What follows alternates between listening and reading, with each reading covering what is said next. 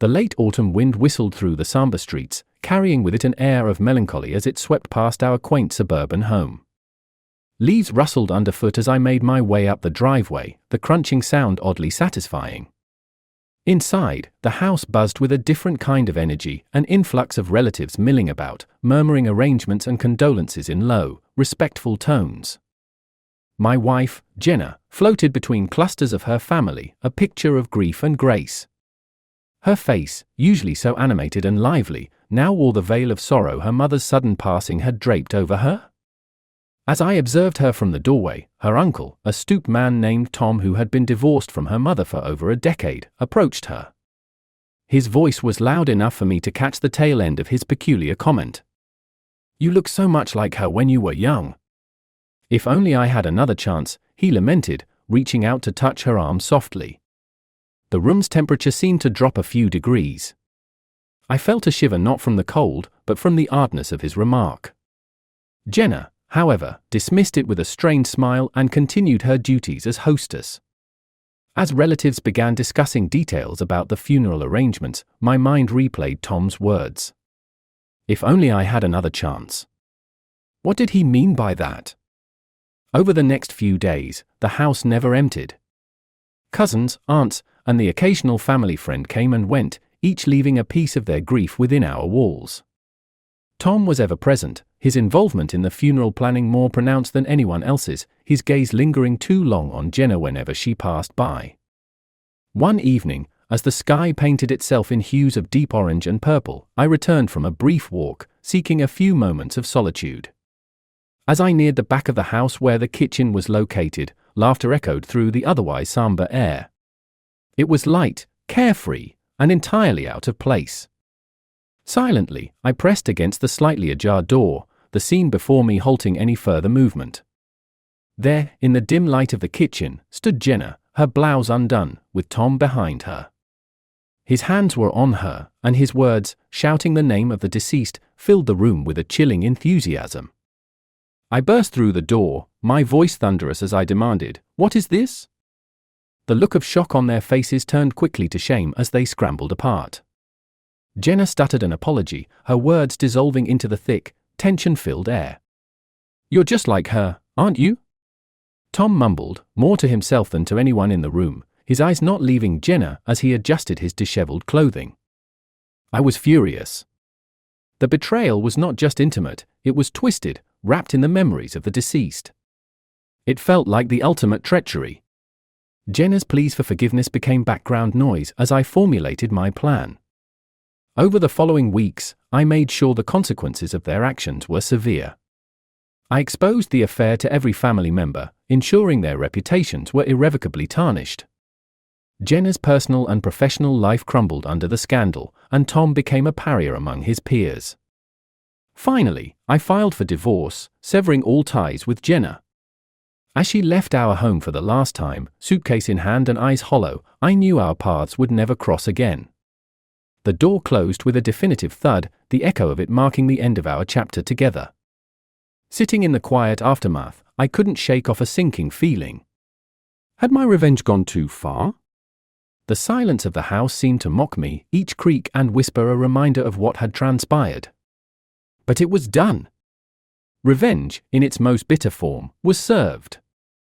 As the last vestiges of sunlight disappeared beyond the horizon, I sat alone in the dimly lit living room, the glow from the street lamps casting long shadows across the floor. The house, now empty, echoed with the haunting stillness of abandonment. Jenna's absence was palpable, a tangible void that filled each room with its heavy silence. Just as I began to settle into the evening's solitude, a sharp knock at the door jolted me from my reverie. Warily, I approached, peering through the peephole to see a figure I recognized all too well, Rachel, Jenna's younger sister. "Michael, we need to talk," she said firmly as I opened the door, her eyes searching mine with an intensity that made me uneasy.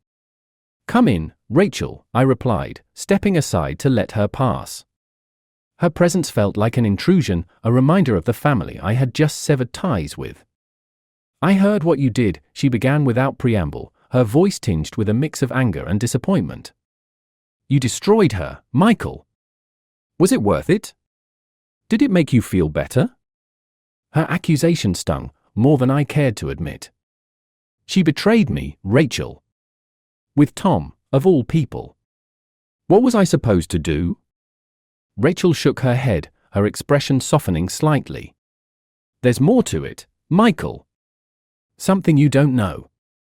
I frowned, the weight of her words settling between us. What are you talking about? She hesitated, then sighed deeply. It's about Mom's will. There's a reason Tom was so close to Jenna recently. It wasn't just an affair. Curiosity piqued, I urged her to continue. Rachel pulled out a folded document from her purse, handing it to me with a steady hand. Look at this. Mom left a significant part of her estate to Jenna, but only if she agreed to some conditions. Unfolding the paper, I scanned the contents, my eyes widening with every line. The will stipulated that Jenna was to receive a substantial inheritance, but only if she maintained a close relationship with Tom and learned about some unspecified parts of her mother's past. Why would your mother include such bizarre conditions in her will? I asked, baffled. That's what we need to figure out, Rachel said, her tone now laced with urgency. There's something bigger at play here, something Mom and Tom were involved in. It's not just about the money. The revelation shifted something within me, a dawning realization that my quest for revenge might have been premature, blinded by jealousy and hurt rather than fact. Help me, Michael, Rachel pleaded, her eyes earnest. Help me uncover the truth.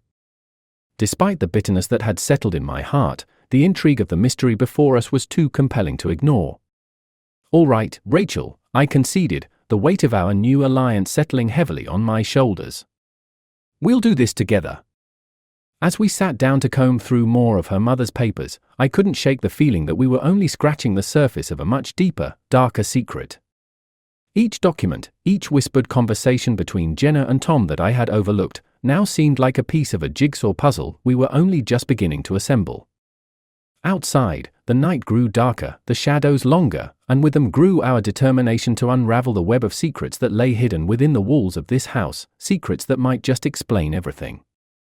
The morning light streamed through the gaps in the curtains, casting lines across the cluttered dining table strewn with old photographs and documents.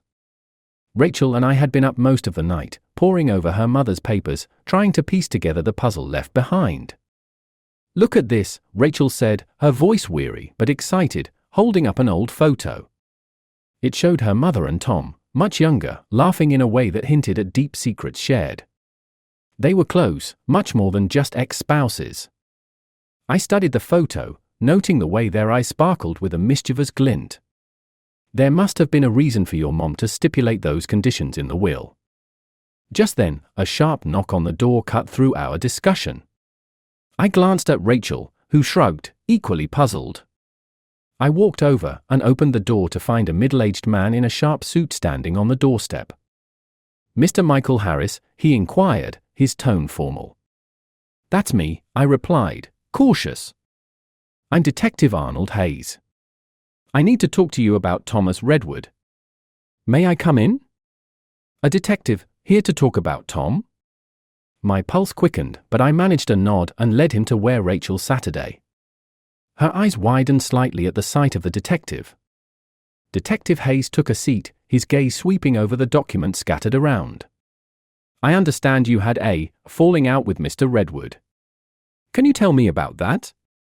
I exchanged a look with Rachel before detailing the affair between Jenna and Tom, and the subsequent fallout, carefully omitting the part about the will and our late-night discoveries.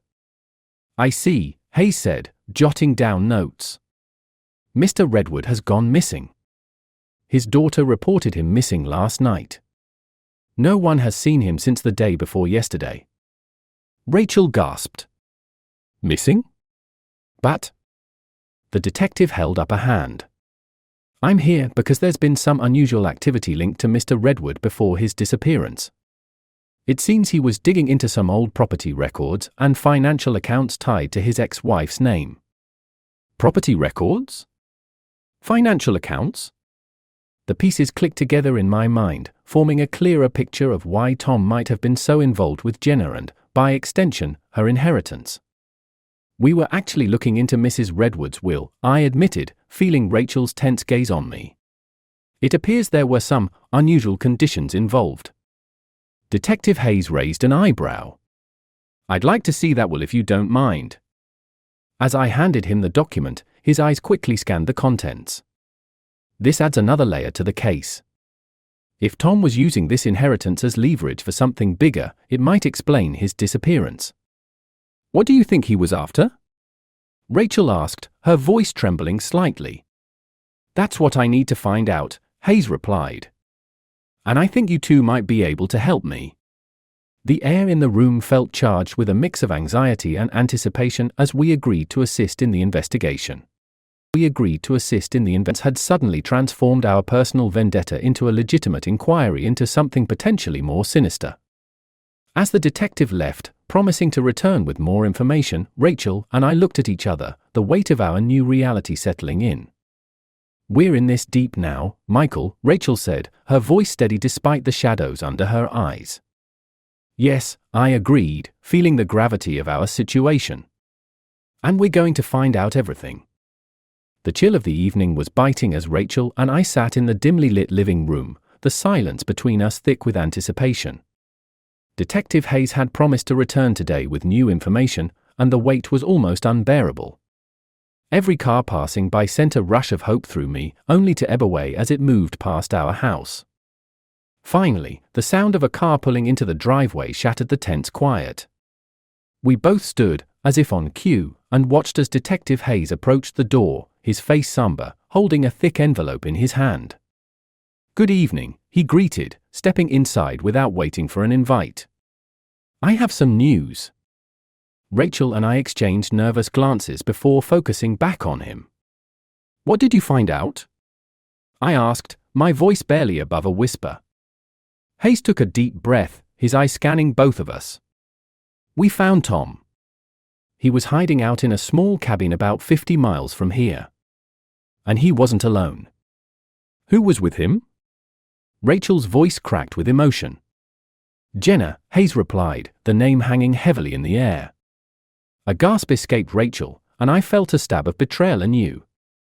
Jenna, still entangled with Tom despite everything. What were they doing? I managed to say, clenching my fists to control the shaking. Planning their next move, Hayes said, pulling out several sheets from the envelope. We intercepted this. He handed me a document. It was a blueprint of a scheme involving massive embezzlement from Jenna's company, implicating both Jenna and Tom. They were planning to flee the country, Hayes continued. Your exposing their affair actually delayed their plans. I looked at the papers, the magnitude of the deceit sinking in. Not just an affair, but a calculated betrayal involving millions of dollars. Jenna had used her position in her company to funnel money, with Tom as her accomplice, planning to escape together after securing her inheritance. Why? Why all this? Rachel's voice was a mix of anger and despair. It seems Jenna has been in financial trouble for years, Hayes explained. Your mother's will provided a way out, and Tom, with his knowledge of finance, helped her set up the rest. I turned to Rachel, seeing the betrayal etch deeper lines into her face. She looked back at me, her expression hardened. They used us. They used all of us. Detective Hayes nodded. There's more. Jenna and Tom are willing to cooperate against the others involved in exchange for reduced sentences. It seems their deception goes deeper than just an affair or money. The room spun around me as the full extent of their treachery was laid bare. Not just unfaithful, but criminals willing to throw everyone else under the bus to save themselves. Rachel stood abruptly. I need to think, she said, her voice cold, before walking out of the room, leaving me with Hayes. We'll need your statements to proceed with the prosecution, Hayes said, bringing me back to the moment. Of course, I replied mechanically, my mind racing. The woman I had loved, the life I had lived, all a lie. After Hayes left, I sat alone in the silence of the once shared home. Jenna's and Tom's betrayal had been more profound than I could have ever imagined. It wasn't just the heart they had cheated, but the law and their own family. In the days that followed, as I gave my statement and watched the legal system slowly wrap its coils around Jenna and Tom, I realized that the betrayal had severed something fundamental in me. I could forgive many things, but not this, not ever. Months later, Rachel and I met once more to close the sale of the house. Our conversation was brief, polite, and utterly devoid of the warmth we once shared. As we parted, Rachel's final words echoed with a bitter truth: sometimes, Michael, it's the ones we love who can deceive us the most profoundly. We walked away from each other, and from the ruins of what our families had been, knowing our paths would never willingly cross again. The deception had revealed the darkest sides of human nature, and in its wake, left only the ashes of relationships that once were.